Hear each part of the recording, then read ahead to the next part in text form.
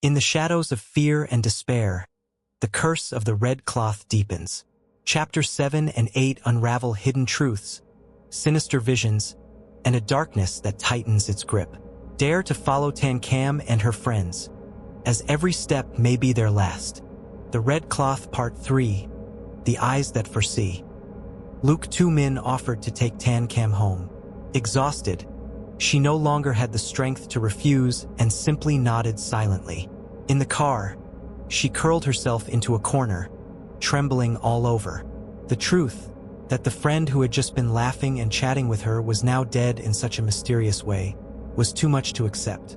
In a haze of half-consciousness, memories resurfaced. She recalled the job interview at the advertising company, the very first time she met Lam Kai. Back then, she had been the recruiter, and the candidates filed in one after another, forgettable and unimpressive. Only Lam Kai stepped forward, confidently placing her portfolio on the table and declaring, "I don't have a diploma, but I have talent." And indeed, she proved her words. Whether it was handling difficult products or complex campaigns, Lam Kai always managed to satisfy the clients. Sometimes, Tan Kam found her friend's willingness to use any means necessary rather irritating. But in a strange city, all alone, what other way was there to survive?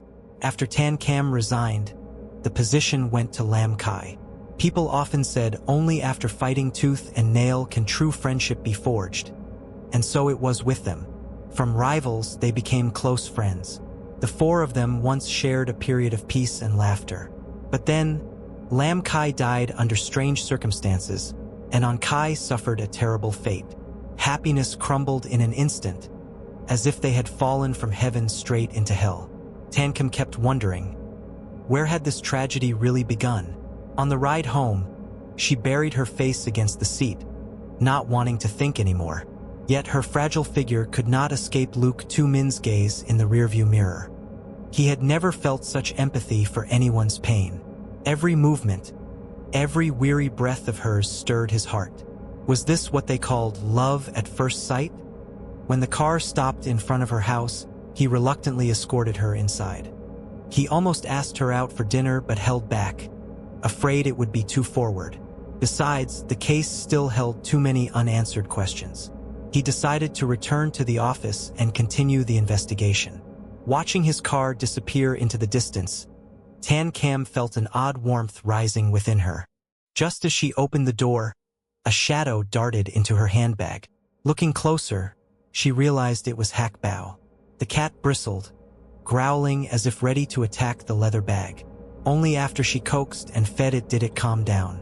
Completely drained from a sleepless night, Tan Kam collapsed onto her bed and drifted into a deep sleep. When she awoke, dusk had already fallen. Her stomach growled with hunger, so she planned to head to the eatery across the street. Hak Bao clung to her, mewing softly as if begging to come along. Seeing the little creature, her heart warmed, and she picked it up. Passing by a trash bin, she was reminded of her previous encounter with Ka Luong. Just then, Hak Bao suddenly leapt from her arms and dived into the bin. With a sigh, she tipped the bin over to retrieve it. As she bent down, she saw a pair of familiar white shoes tapping steadily before her eyes. To her dismay, it was none other than Ka Luong. He stood there looking careless, sipping from a Coca-Cola can, chewing on the straw. "Kitty Tan," he called loudly, drawing curious stares from passers-by. She tried to ignore him, but he wouldn't give up. Again he shouted, "Kitty Tan." Forcing a smile, she said, "Well, isn't this something? Meeting you here again." Ka Luong beamed. "Looks like fate, huh? I live nearby too." She stammered, "Sorry, I've got something to do right now. I'll have to go. We can catch up later." As she turned to leave, he called out, "So, how much did you collect today?" My God, this damned man still thought she was a rag picker. Couldn't he tell by her clothes that she wasn't some vagrant? Glancing down at herself, she froze. She was wearing a wrinkled, dirty cotton outfit. After a sleepless night, shuffling about had left her clothes disheveled, and she hadn't even combed her hair before rushing out to find her cat. No wonder that hateful Ka Luong still mistook her for a trash collector. She realized then he was her nemesis. Every time they met, something embarrassing happened, and he seemed to relish it. Smugly, face flushed, Ka Luong said, "Kitty, it's really nice running into you again. How about grabbing a drink together?" She took a step back, regretting she had never learned martial arts. It would have been so useful right now. Ka Luong moved closer, raising his hand in a way that reminded her of those movie scenes where a mischievous man teased a young woman. Just then, Hak Bao pounced on him, draining the color from his face. She thought the cat would bite him, but instead it licked his face as if greeting a long-lost lover.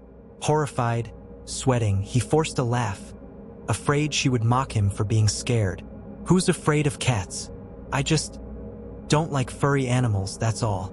Watching the scene, Tan Kem burst out laughing, her frustration finally easing.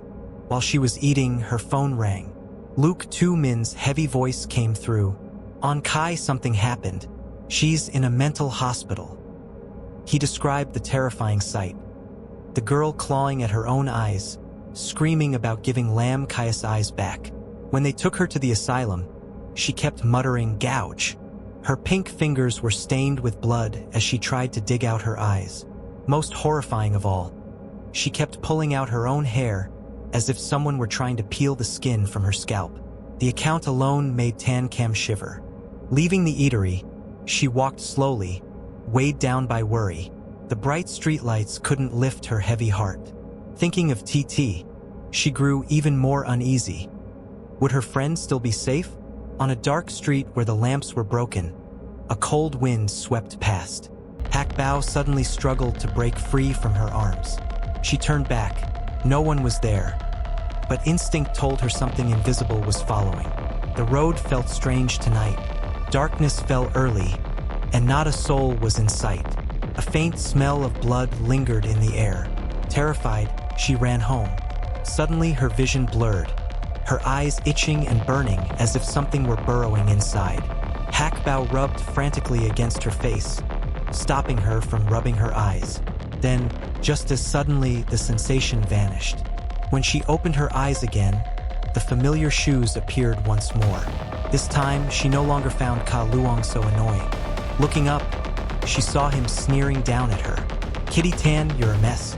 What kind of young lady comes home this late? Your cat was cute earlier. I wasn't scared at all. I just need to explain so you don't think I'm some coward. My family's been a line of famous exorcists for 3 generations, you know?" Even as she ignored him, he kept following, chattering away. Annoyed, she lifted the cat as if to threaten him. He recoiled, insisting stiffly, "I'm just allergic, not scared." He ended up trailing her all the way to her gate. She slammed the door shut, but could still hear him outside shouting, "Free of charge? Free of charge? What nonsense, exorcist, really? More like a fraud." That night, after washing up, she collapsed into sleep. In her dream, she wandered into a deep forest. Strange, eerie music drifted through the trees. She followed it to an ancient tree glowing under the pale moonlight. Just as she stepped closer, a chilling cat's cry rang out. She jolted awake, drenched in sweat. Turning, she saw a furry little shadow beside her pillow, Hak Bao. She sighed, glaring at it in irritation. But when she met its sparkling eyes, she couldn't bring herself to scold. In the silent room, it was just her and the little cat keeping her company. That morning, Tan Kem woke with a heaviness she could not shake. Outside, the sky was overcast, black clouds roiling, just like her own mood. A line of poetry came to mind. "When the heart is sorrowful, the scene cannot be joyful." It only made her feel heavier. Today she wanted to visit TT. As soon as she stepped outside, Hak Bao clung to her, crying insistently to come along. Unable to refuse, she tucked the cat into a basket and carried it with her. She thought perhaps bringing the little creature would cheer her friend, even if only a little. The taxi stopped in front of TT's villa. The maid opened the door and quickly said, "You've come at the right time.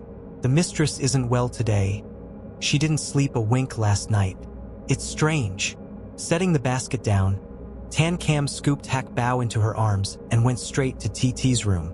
The room was pitch dark, curtains drawn tight, no light on. The oppressive air made her frown. In the shadows, a figure sat silently on the sofa. It was TT. She moved to draw the curtains, but TT's weary voice stopped her. I don't want to see the sun. Reluctantly, Tan Cam sat opposite her. TT was holding a cigarette. In the haze of smoke, her face looked drained, lips bare of color, eyes swollen and dark from a sleepless night. Having known her for years, Tan Cam realized no words of comfort would help now. They had lost, but she didn't even know to what. One friend had died a sudden, bizarre death. Another had gone mad, and the rest lived in fear. How could they possibly accept such things? She gently took TT's hand. It was ice cold. Why do you keep the air conditioner so low? TT only shook her head. Maybe it's just my heart. Since last night, it feels like a boulder is pressing on my back, and I can't stop shivering. In the dim light, Tan Cam noticed she was still wearing the same qipao from the other day. Its sheen reflected an oddly cold gleam. TT's voice trembled. Cam, you haven't seen on Kai's Madness, have you? She kept yanking at her hair as if an invisible hand were hoisting her up by it. She kept calling Lam Kai's name, saying Lam Kai wanted to borrow her eyes. It was horrifying. She broke down, sobbing in Tan Cam's arms. I'm so scared, Cam. I feel like I'll be next. Don't say such things. Tan Cam cried, panicked. Lam Kai chose to take her own life. You would never do that. TT looked up, her eyes red and swollen. Have you forgotten? I've had a sixth sense since I was little. That's why we grew close in the first place. And this time, my feeling is crystal clear. Death is coming for me.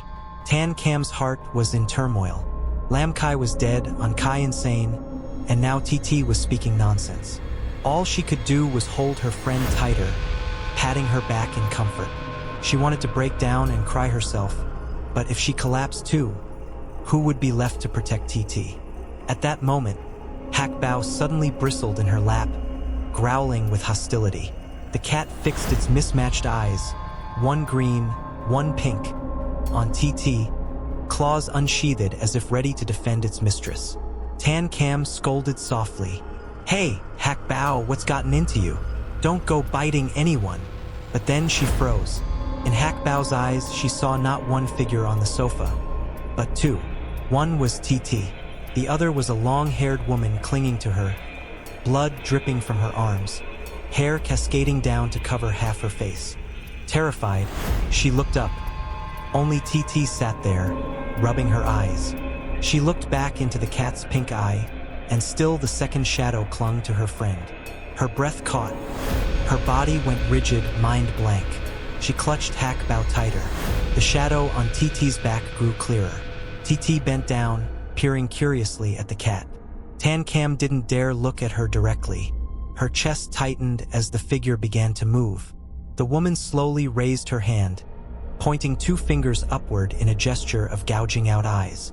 Suddenly, TT muttered, "This cat's eyes are so strange. I want to dig them out and see." Her hand reached for the fruit knife on the table. Tan Cam's body went limp with fear.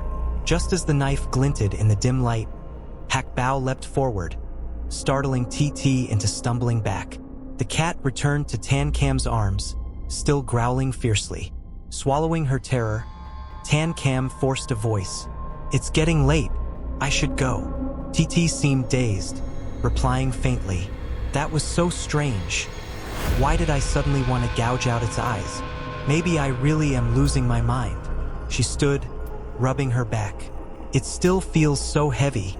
I'll just step into the bathroom." Before closing the door, she glanced back, her gaze lingering oddly on Hak Bao. In its pink eye, the shadowy figure was still clinging to her. TT gave a peculiar smile. "My eyes itch today. I just want to gouge them out and wash them clean." With that, she shut the bathroom door. Panic-stricken, Tan Cam clutched the cat and bolted.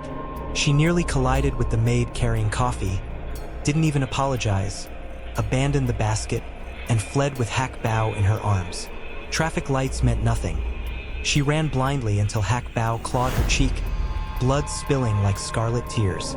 Only then did she snap back to her senses. If not, she would have run straight into oncoming cars. Standing trembling in the street, she finally grasped it. Since childhood, she had believed her grandmother's ghost stories, but facing it with her own eyes was a terror beyond endurance. She knew TT was in danger, and she herself would not escape easily. But all she could manage was to call the maid, urging her to keep a close watch on her mistress before hailing a taxi home. In the cab, clutching the cat, her unlikely savior, a single image flashed through her mind. That infuriating man who tapped a steady 2/2 beat, the so-called exorcist, Ka Luong. Perhaps now only he could help her. The phantom clinging to TT's back, the pink glowing eye of Hak Bao, and her chilling sixth sense, all seemed to foreshadow another looming tragedy. Tan Cam may have escaped, but fear weighs heavily on her heart. Can her best friend survive the tightening grip of the curse? In the next part, the mystery behind Lam Kai's death will be drawn deeper, and the arrival of Ka Luong, the troublesome exorcist, will open a new path for Tan Cam. But will his presence bring salvation, or lead them into an even darker spiral of horror? Please like and subscribe so you won't miss the next part of the story, and don't forget to share your thoughts in the comments below. Thank you for watching, and see you in the next video.